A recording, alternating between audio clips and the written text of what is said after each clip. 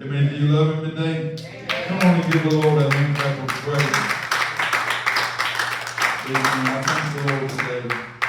What God is trying to do, amen, is he's trying to get us to understand that he created us for relationship. That's it. He created us for relationship. And if our relationship with God is lacking, if our relationship with God is less than what it's supposed to be, then you're only hurting yourself. Because your whole purpose of existence, amen, was to have fellowship with your God. I said, with your God.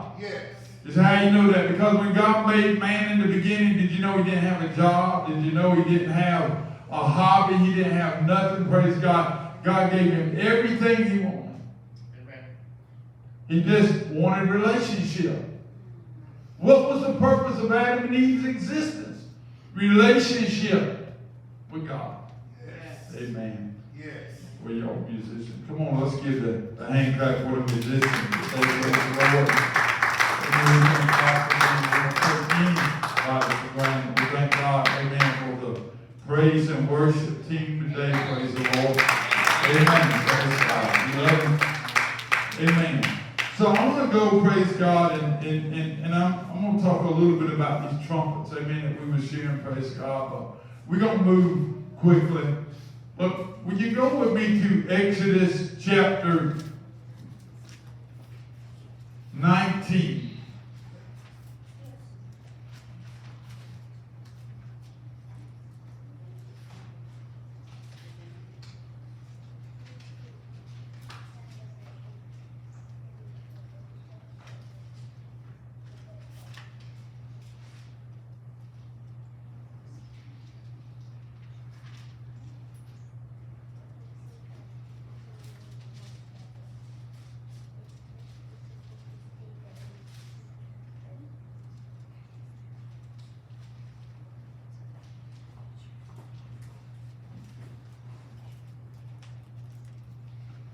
In Exodus 19, and we want to go, praise God, to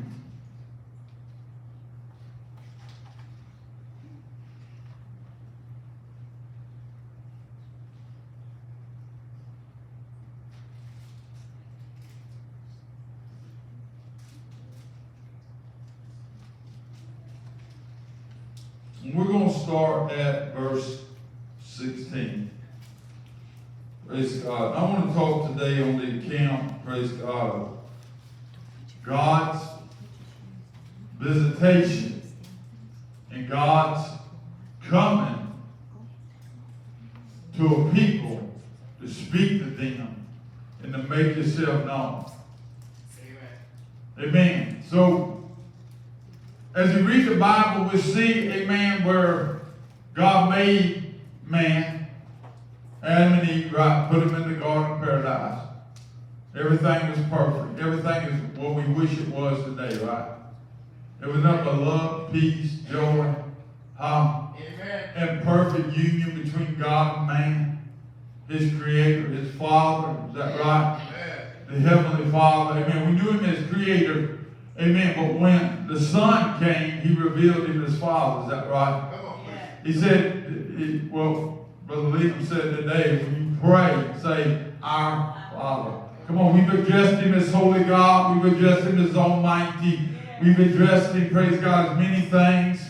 Praise God. But Jesus said, but when you address him, hey, this is how I want to present your God to you. He's your Father. He's your Heavenly Father. Yeah. Amen. And if he's our Father, then that means that we are the children of his household. Is that right? Amen. So I'm going to try and break this thing down, praise God, to where even the children understand it. How many know there are rules in a household? Oh, yeah. How many know the father is the one that sets the order in his household, right? And he makes the rules for the house. Is that right? Yeah. And if mom and dad are wise, then they unite on whatever those rules are, praise God. Maybe they got to sit down and talk about it, but before they present it to the household, they have to unite and say, this is the rules of the household. Is that right? That's right. Praise God. How many of y'all got rules in your household? Come on, y'all got any rules? Huh? Children, you got rules? You got rules? You got rules? I wish I had a whole pile of young people here today. You got rules? Praise God. And what? And usually it's your father that set those rules. Is that right? Now, mama, amen, she is going to remind you of the rules a lot of time, but a lot of time mama ain't going to enforce it. Praise God. Amen. But usually rank and file is this. If mama, amen, is going to continue to remind you and, amen, put in you to understand what the rules are. But if you don't listen to mama, then how many know mama got back up? Yes, she do. Amen. Daddy, praise God. You're going to have to deal with daddy. Is that right? Amen. Well, so it is, praise God, that God is the Father. Amen. He set the rules for the household. How many understand what I'm saying? Praise God. Amen. Without rules, there would be disorder. Without rules, there would be chaos. Without rules, you can't have peace. Without rules, amen, you would actually, amen, there would be insanity. How many understand what I'm saying? Amen. You can't just do and everybody do what they want to do, praise God. Amen. How many know even when you get to the classroom, amen, there's rules in the class. There's rules in the school. Is that right? You have to set an order of conduct. How many's ever got a letter from a teacher and saying that Miss So-and-so or Mr. So-and-so's conduct was improper today? Why? Because there's got to be rules. Because if there's no rules, then there's no order. If there's no order, there's no peace. If there's no peace, then there's no edification, and nobody receives good of anything. See, if God understood that about man, see, because the first thing he understood about man is that man had a will. And he first understood that he didn't only have a will, but he wanted his will to be done above everybody else's will. Yes, sir. Is that right? That's true. When you're born into this world, you want your way. You don't come into the world preferring one another. You come into the world wanting your way. Is that right? And you don't have a heart. It don't matter if the other guy gets hurt. It don't matter if the other guy suffers as long as you get your way. And even if you make other people suffer to get your way, you still want your way. Is that right? And that's the nature in us. Come on, I'm breaking it down simply, right? Praise God. Like children, you could lay out there and you could even divide it up. Amen. Okay, you get 10 M&Ms and you get 10 M&Ms. But how many know if one ate up all the M&Ms, then they want the other person's M&Ms. Is that right? Praise God. I want mine and I want yours too. Is that right? Amen. What is it? That, praise God, that's showing the nature. Praise God. See, we're born with a nature. Praise God. If you want to know, amen, what, amen, the corrupt nature, the defining characteristic of the corrupt nature is, you know what it is? It's wrapped up in one word: selfishness. Selfishness is the nature that's corrupt. Selfishness is the nature of sin. It's about me, praise God, and mine. It's about me getting my way. But guess what? If you're going to have peace in the household, you got to teach your children how to treat one another. You got to teach your children, amen, how to prefer one another. You got to teach your children how to be fair. Is that right? They don't come into the world being fair. They don't come into the world being generous. They come into the world wanting their own way. That's right. Don't care, amen, who it hurts. Don't care, praise God, who I offend in the process. Is that right? But let me tell you something about your father. If he sees his children mistreating his other children, he's displeased with that. Amen. So what does he do? He sets order. He sets laws, rules that you got to go by. Is that right? Why? Because when you set rules, you set order, which brings peace. Otherwise, the children will all the time be at one another's throat.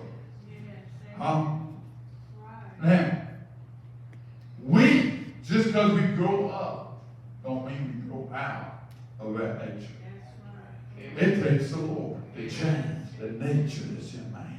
Yes, sir, it does. Amen. I'm just going to read something. Now, we read in the Bible, we see where God had a relationship with different men. We know first he had a relationship with Adam and Eve. Is that right? And his voice, amen, spoke to them, praise God. And he communed with them, and they walked and they talked with God. Is that right? Amen. But what happened? Sin came in. What happened? They broke the rules of the household. Yes, yes. God told them, listen, he only had one rule too. Don't eat the forbidden fruit that comes from this tree. He said, in the day you eat thereof, you'll surely die. That word death, amen, don't mean, amen, like what we know death as today, because God is eternal. So what did it mean? It means there was a death in the relationship. See, love can die. And a lot of times it dies because we allow our lust and our desires to take over. Yes, sir. And we don't consider the one that we're supposed to be in a loving relationship with. How many understand? That's how marriages can die, praise God. I mean, you got to keep the fire burning. And it can't be just one way. It's got to be a two-way street. Now, there's nothing wrong on God's part. What happens is we the one that gets dissatisfied in the relationship. We the ones that get drawn away of our own lust. I mean, understand what I'm saying? So, when we go after the things that displease him, we begin to put a death begins to take place in a relationship. If you and your husband have an agreement and y'all are in covenant and you say, you know what, I'm all right with anything, but never do this to me. Y'all ever got some rules like that? I want you to know something about it.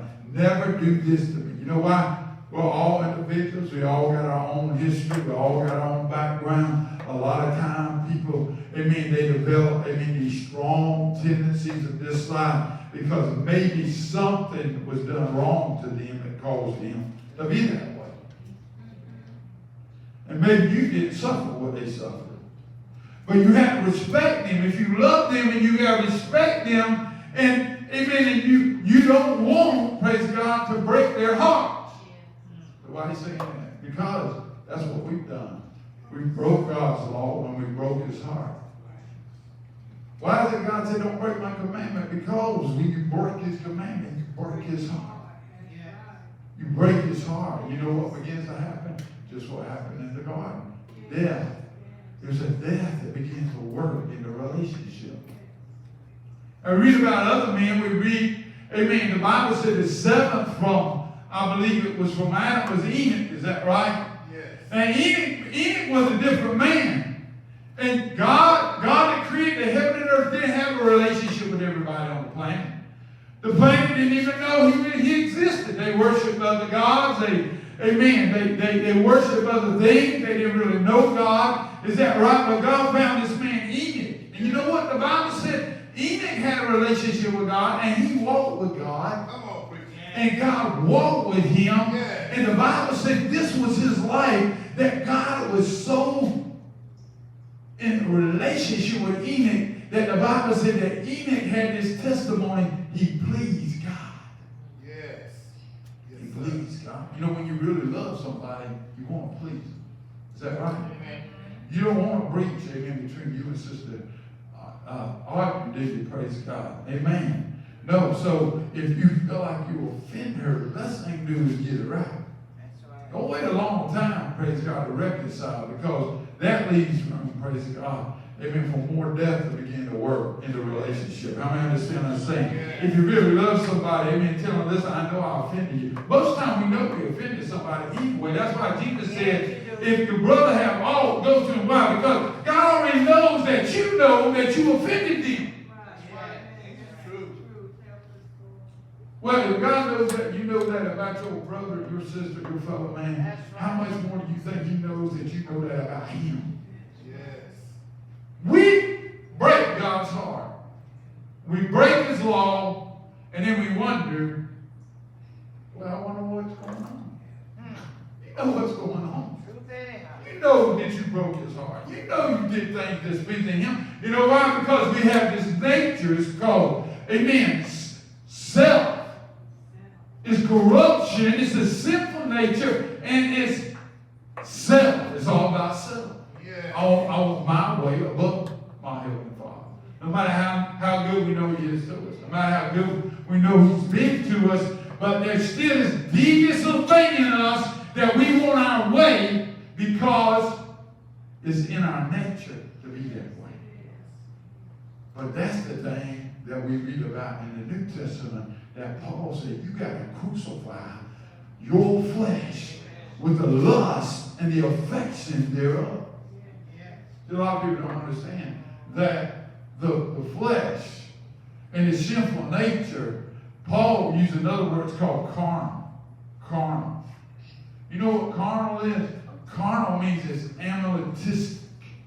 See, the only thing that separates us, amen, from a beast, praise God, is that God gave us a soul, amen, and gave us ability to have a relationship with Him, to commune with Him. How many understand what I'm saying? So we read about Enoch, and the Bible said Enoch walked with God. He begot sons and daughters, walked with God 300 years. We can't fathom that. 300 years, and guess what? The Bible said that God just took him out of the world. He just took him on to be with Him. He didn't face a natural death. He so walked with God. He so pleased God. He says, you know what, Enoch? You don't even belong here amongst this corrupt bunch of people. I'm just going to go ahead and open a door into the heaven, and I'm just going to take you to be with me. You're just going to make that transition. You'll never see death. You'll never taste of death, because that's how much, praise God, you please me. Come on, please. So we hear about this man, and he had a relationship with God. Imagine only his family, his wife and children, and you know what I'm saying, knew he was even gone. As far as the guy on the other side of the planet, I don't know nothing about God and Him as God. And then we read about Noah. And Noah had a relationship with God. Yes, sir. And the world got so wicked now that God said he repented himself that He made His creation. Because they have broke His heart over and over, and broke His laws, and broke His heart, and so displeased Him and hurt Him to the point He said, I wish I hadn't even made them. They don't love me. They don't want nothing to do with me. They are so self-willed, self-focused, self-determined. Yes.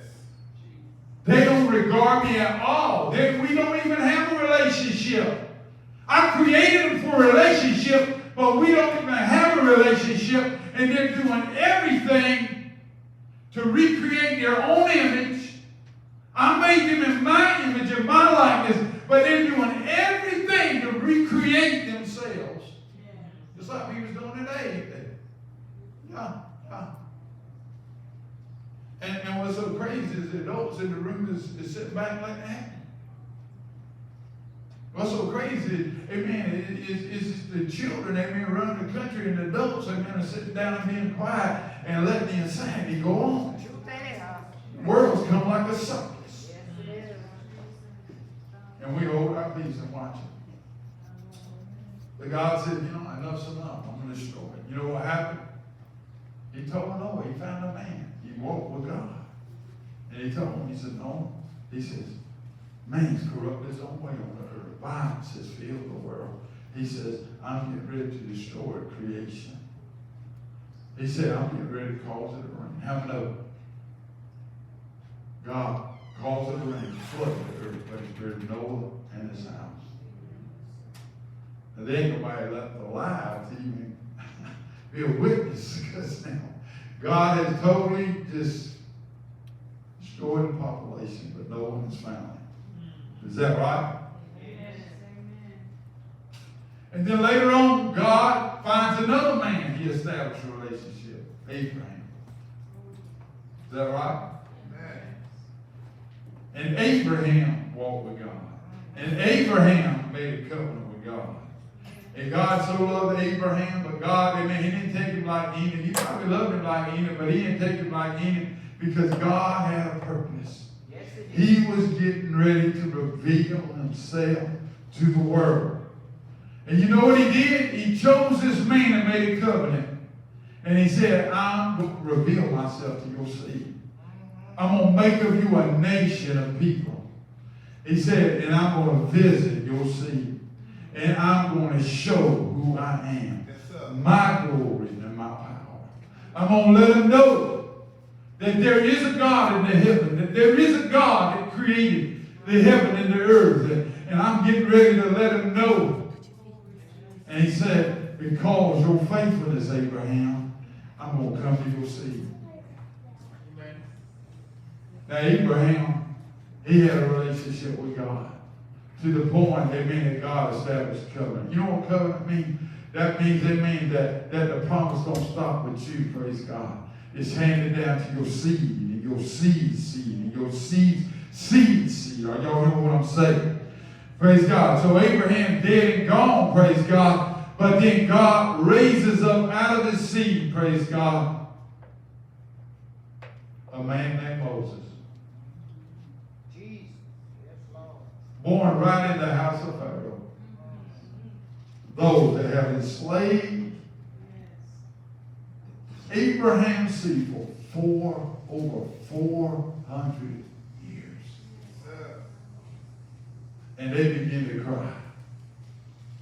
They begin to cry to the God of Abraham, to the God of their fathers. They begin to cry, and their cry comes up before the Lord, and the Lord raises up a deliverer right in the house of Pharaoh.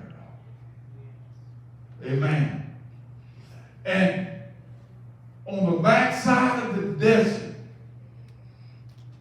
comes to him in a burning bush and begins to speak to him. And he said, I'm the God that made the covenant with your father Abraham, Isaac, and Jacob. I'm the God. Amen. I'm the God. And I told him that I would visit his seed. And now the time has come. And it said it's time for you to go down into Egypt and tell Pharaoh, let my people go. So now God is moving away from an individual relationship with man. Amen. And now he's beginning to establish his relationship with a nation. But it wasn't to stop there, Sister Nikki. That was one nation because they were a prototype of what God wanted to do with all nations. And we know when Jesus came, he didn't talk about just Israel. He began to talk about all nations. He said, God so loved the world. God sent his son into the world that the world might be saved. Not just one nation, but every nation. And you know that same God that appeared to them at Mount Sinai is the same God that's in our midst today. See, what our problem is our relationship with God ain't what it's supposed to be. So there's really no reality. But that's not God's fault. That's our fault. I talked to y'all today. See, it's only you that can make it real. And if it ain't real, then it's a fairy tale. And you really don't believe. What makes the difference, the transition, amen, from it being a figment or a fairy tale or a legend or a historical fact is relationship. And God created you for relationship. But guess what? Our Heavenly Father still got house rules. You got house rules, and you break the rules, there's consequences. Yes, Lord. Okay. I know that was a long one. God began to deal with me about the trumpet. And the first time we hear about the trumpet is here in this passage of Scripture. And remember now, this is after that God had a relationship with Enoch. God had a relationship with Noah. God had a relationship with Abraham. And this is Abraham's seed that he is getting ready to visit. Now the people saw Moses go up into the mountain and talk with God. And Moses would come down and let him know, God told me this. God told me that. They would go to Moses and say, okay, our back is against the wall. Amen. We got the Red Sea in front of us. We got, amen, the enemy behind us. We got walls on every side of us. Said, Moses, what are we going to do? And Moses would go and talk to God. And God told him, stand still and see the salvation of God. What happened? All that night, the Bible said, with the blast of his nostril, God rolled back and caused the seas to stand on a heap. Amen. And he caused, dry land as a passage through the Red Sea. And God led his people through the Red Sea on dry land. So they knew that God talked to Moses. But here they came to a place and they said, God, we want you to talk to us. Listen, when y'all hear me say, the Lord spoke to me, or you hear others say, the Lord spoke to you, don't that make you want to have that same relationship? I want the Lord to speak to me. Yes, sir. And guess what? God ain't exclusively having a relationship with just the pastor, the evangelist, the prophet, whatever. Amen. The way has been made for every one of us, from the least to the greatest, that we can hear his voice. That we can have a relationship with him. But the children of Israel, they said, Moses, we want God to talk to us the way he talks to you. So we see now the first encounter of God coming to a people, a nation.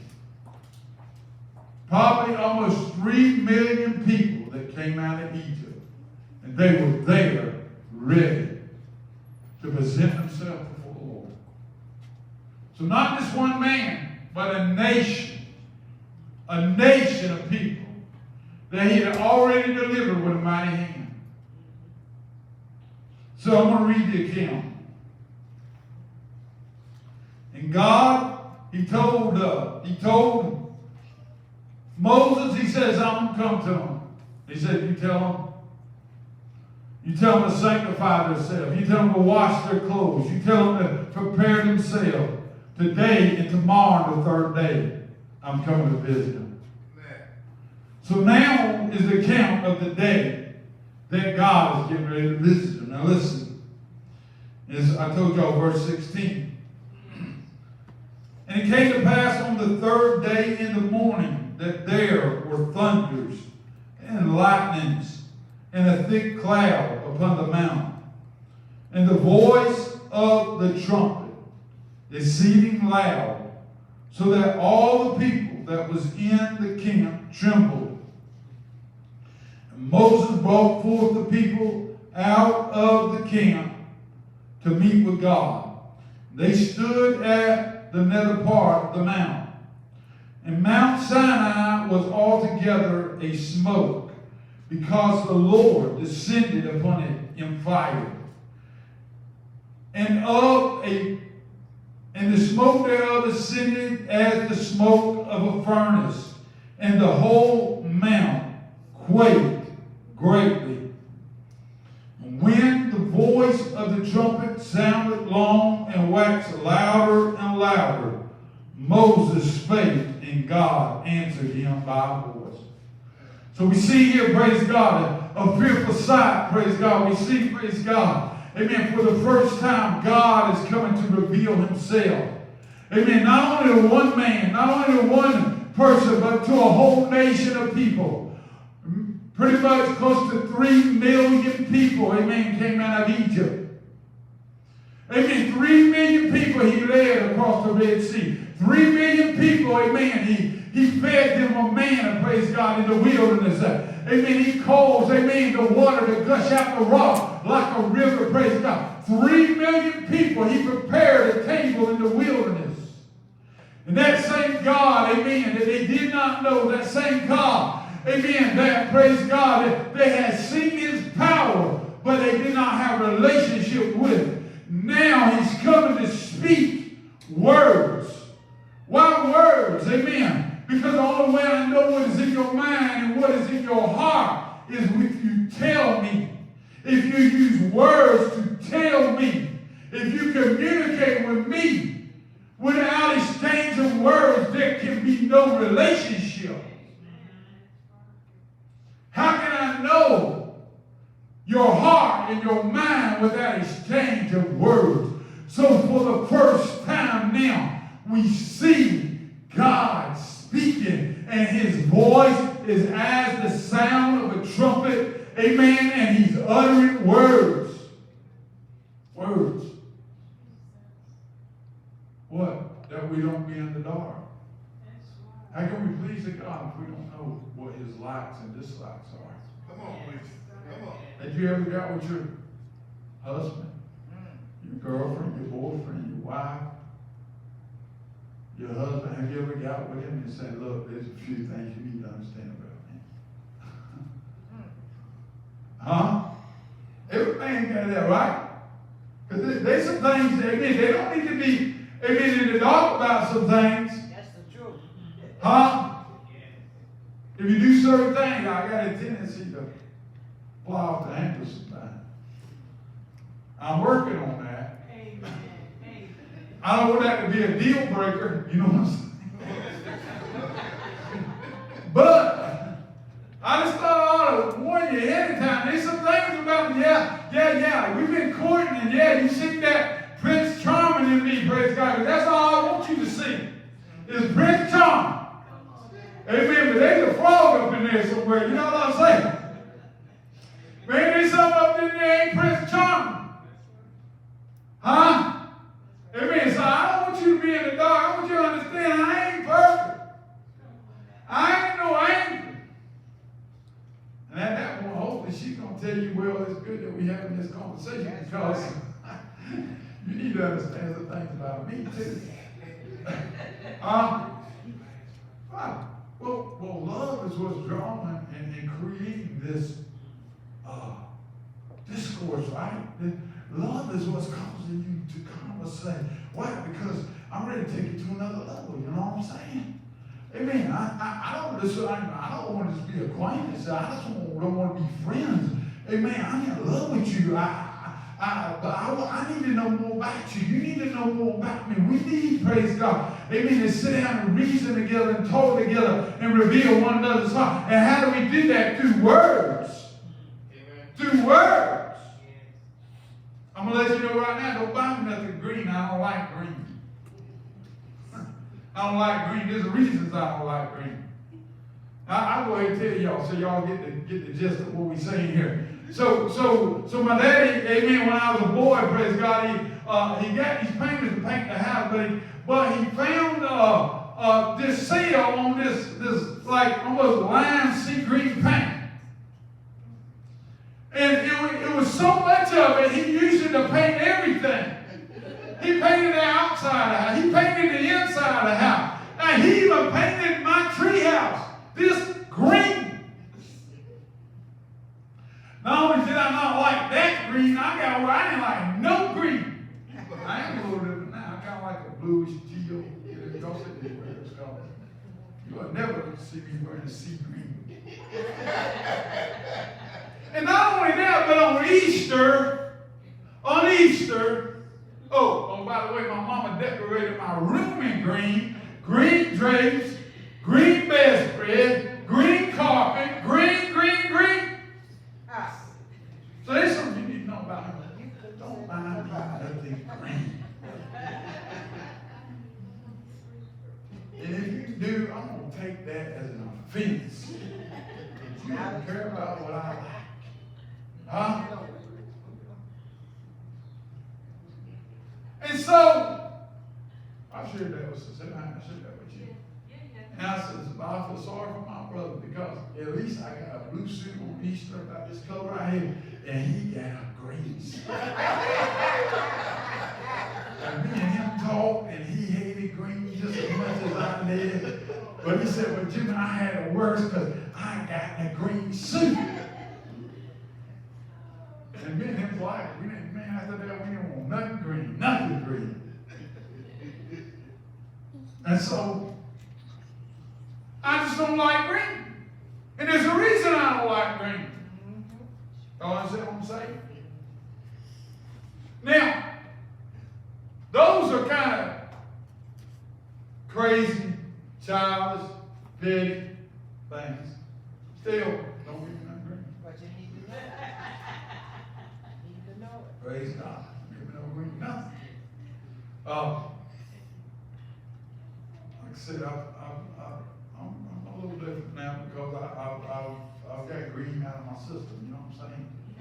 Praise God. But God's reasons for his rules was not petty. No. You know what it was for? It was for our good. He was laying down the rules of the household. Yes. The household. Why? Teaching us how to conduct ourselves, how to treat one another.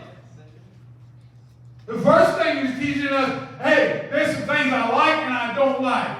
I ain't all right with you going and sacrificing to other God. I ain't all right with spiritual fornication. I'm not all right with you joining yourself to another spirit besides my spirit. I'll let you know straight up. If you want to break it off with me, go ahead and play the harp. I'll let you know that now. I'll let you know right now. If me and you, the God of the universe, I'm going to have a relationship with you, and we're going to have a fruitful relationship, you need to know some things about me. I'm the Lord God. Don't take my name in vain. Don't take my name and use it lightly. Don't take my name and use it in a joke. Use it foolishly and reproach me. If you love me, don't do it. Right? Daddy comes across the road sometimes, but he has to get it across. He has to get his point across. And then he turned around and he started dealing with the children. Y'all know the Ten Commandments. That's all he got out. That's all he could get out. You think God had more to say in the Ten Commandments? Oh, yeah, a lot more he wanted. But you know what the people said? That his voice was like a trumpet and it was louder and louder. And you know what? They were fearful. And they began to quake and tremble under the power of God. We read it, right? Lightning, thunder, like a volcanic eruption. And then the mountain it was like an earthquake. It would just tremble. It almost like it was going to explode. And it was like a furnace. And the black smoke, just ascended up into the heaven. Amen. And then to make all of that work is this voice of the trumpet.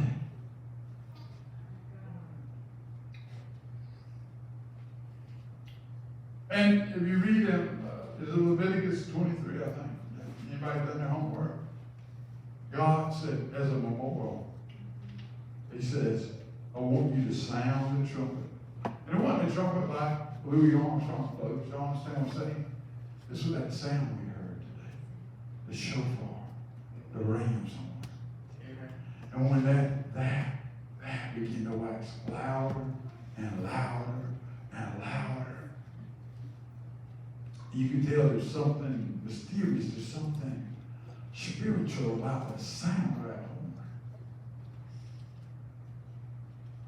But God said, thou shalt not commit adultery. Yes. Is that for God's part? No, that's for your part. Amen. He said, thou shalt not kill. Thou shalt not steal. Thou shalt not bear false witness. Now, I tell you, one of the churches probably guilty of sin on, and we don't talk about thou shalt not covet. What is thy neighbor? Come on. Isn't that right? How many of y'all wish y'all see your neighbor get something new, praise God? Amen. You broke that commandment.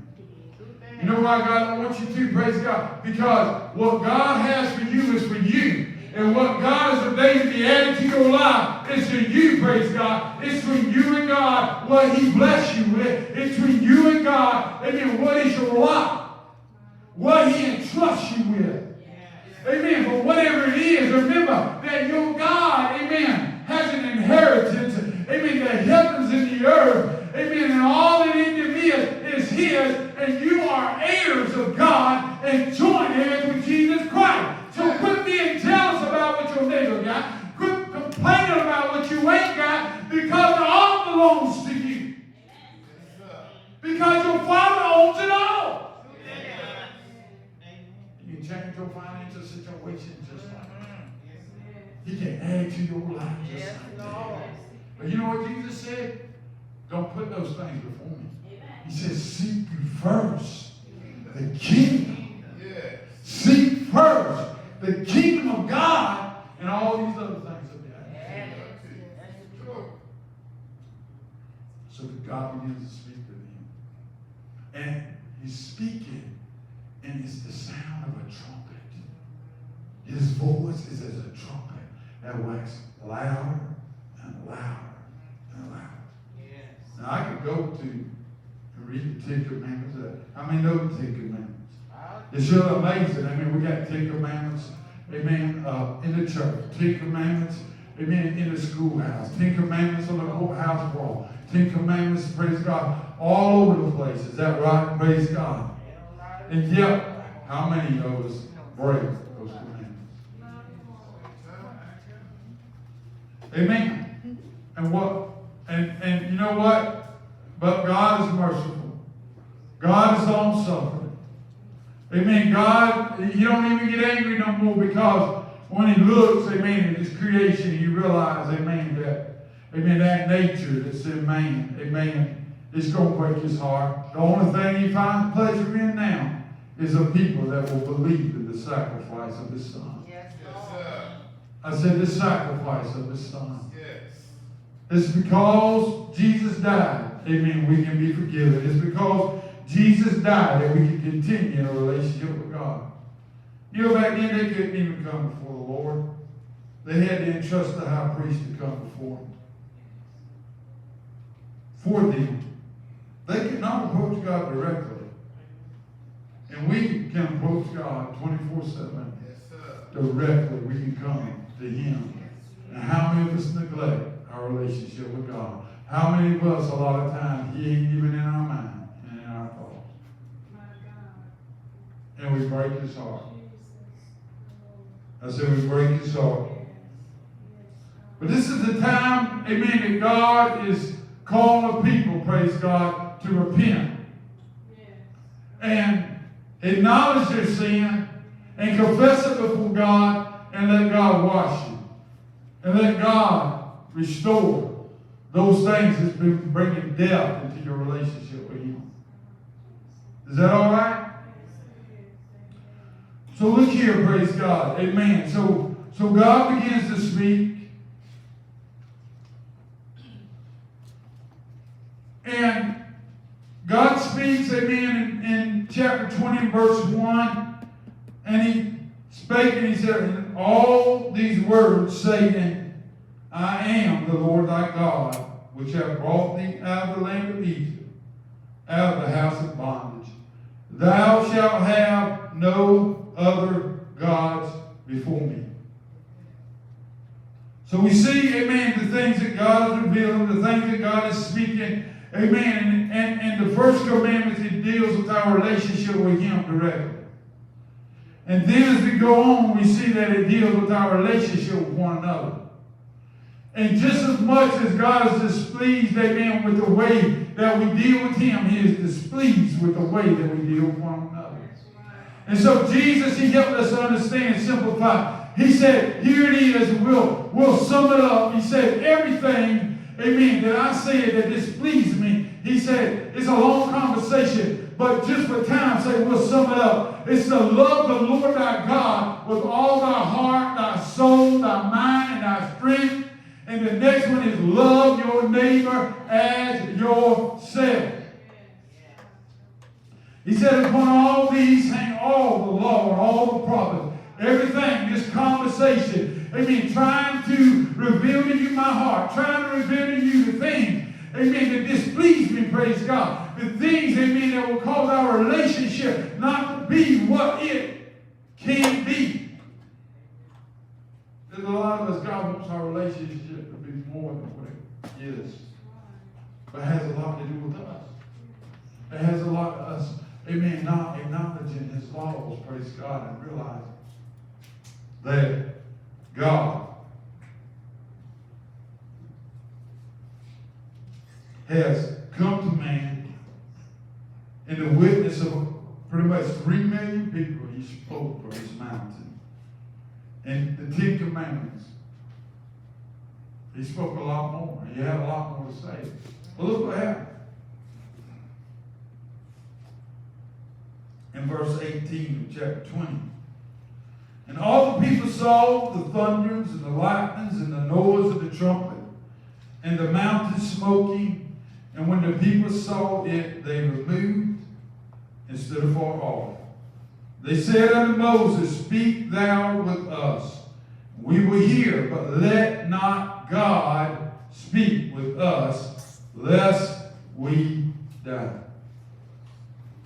So we see, praise God, that God wanted to speak to man. God wanted to speak to a people, but they were really in no place to be able to stand before that holy God. And so they said, Let Moses speak to you. And whatever you tell him, let him come and tell us. But how many know we're under a new covenant? Amen. And God, amen, don't operate that way any longer. And now every man is responsible for his own relationship with God. Amen. Amen. The Bible said, let us, everyone, work out our own salvation with fear and with trembling. Is that right? Amen. Sometimes we don't walk in the fear of the Lord. Sometimes we think God, just because he hadn't done something to show, hey, I don't like that, amen, but we think he's all right with it. But he ain't all right with us breaking his rules. He ain't all right with us treating one another anyway. He ain't all right with us flirting around with other gods. There are no gods. But there's only one true and living God. It's the God I'm talking about today. The God that revealed himself unto Abraham and Isaac and Jacob. The God that came down on the mountain, praise God. The God that revealed himself to the prophets in the old covenant, praise God. And the God that sent his son Jesus to die and be a propitiation for mine and your sin. He ain't a plaything. He ain't a fairy thing. He ain't a historical thing. He ain't a religious figurehead. Amen. He is God Almighty. And he's the God we will stand before. And if we don't believe him, praise God, amen, it's going to be a sad day, praise God, when we draw that last breath and we stand before his throne. Because in that day, our lame excuses are not going to hold up. I say our. I say our. I love God. That's a true statement. I love Jesus. I really love him. But there's something deceitful in the heart of man that will pull you away. You think Adam and Eve love God? Why did they go after that fruit? Why did they do it? Why do we sometimes do the things we do? We got to keep ourselves in check. Because God gave us a will. And he don't dominate your will. He don't tell you what to do with your will. Your will is yours and you got to use it for what's right. Yes. You got to bring your will in subjection to his will. And when you don't, you'll find yourself breaking his heart, breaking his law. So as I heard the trumpet, I realized that God was calling a simple people to come to him. Calling people, amen, that had broke his laws, even though they were ignorant of it, but they were suffering the consequence because from Adam to Moses sin reigned, even though there wasn't a law. But the consequence of sin was upon man. Judgment was upon man. For all have sinned and come short of his glory. Amen. Because of one man's sin, sin was imputed to the whole human race. What was the remedy? God sent his son to be a ransom, to deliver us from the slavery of sin, from the power of sin, to liberate us, to set us free, to pay the price for our freedom, to ransom us from this evil and cruel master. Amen. But guess what? You got to access the blood. Guess what? You got to present your body a living sacrifice, holy and acceptable unto God. Guess what? You can't do despite to the Spirit of grace. You can't trample underfoot the Son of God and call the holy blood of the covenant where we have been sanctified and redeemed and reconciled back to God an unholy thing. Now, after this incident, do you know what happened? Moses went up into the mountain because the people didn't want God to talk to them no more. Do y'all know what happened? Do y'all know what, but a few days later, that they had created a golden calf and they began to dance around the golden calf.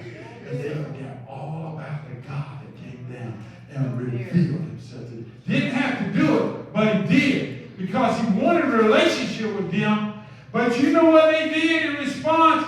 Amen. They said that golden calf was the God that brought them out of Egypt. That golden calf was the God they were going to worship. And Moses was up in the mountain with God, talking to God, amen, about a covenant he wanted to make with his people. And they were playing the harlot.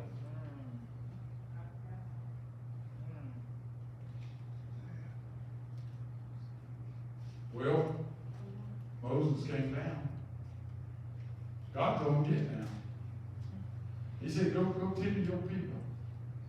Now, they were God's people before they were Moses' people. Y'all understand? I'll show you where we get some of our temperament from. God said, go tend to your people.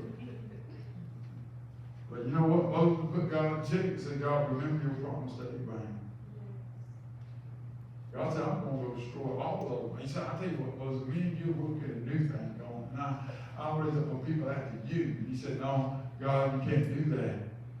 He said, because all this that you've done now, the nations have looked at us and seen this great nation. And he said, they'll say you just brought them out in the wilderness to destroy them. Yeah. And Moses, in his love and compassion for them rebellious people, he said, God, if you destroy him, then you blot my name out also. You take my name out of your book. If you destroy those people, take your name, take my name out of your book. So the first account of intercession, the first account of a man standing in the gap and making up the hedge for people that really didn't deserve it. They didn't deserve it. Just like us a lot of times, we don't deserve the forgiveness of God. We don't deserve, amen, the favor of God, the mercies of God, the blessing of God. We forget where our blessings come from. We think they come from our own hand. We think that we have the power, but really it's our Father in heaven that have blessed us. But we forget. We broke the house rules. But you know what? A true father don't want to disown his child. A true father, amen, don't want to discontinue relationship with his children. He'll do everything to reconcile, amen, back to his children. Is that right? And that's what God has done. Amen. He so loved us, he gave his only begotten Son. Amen. That we might be reconciled through the sacrifice of his Son.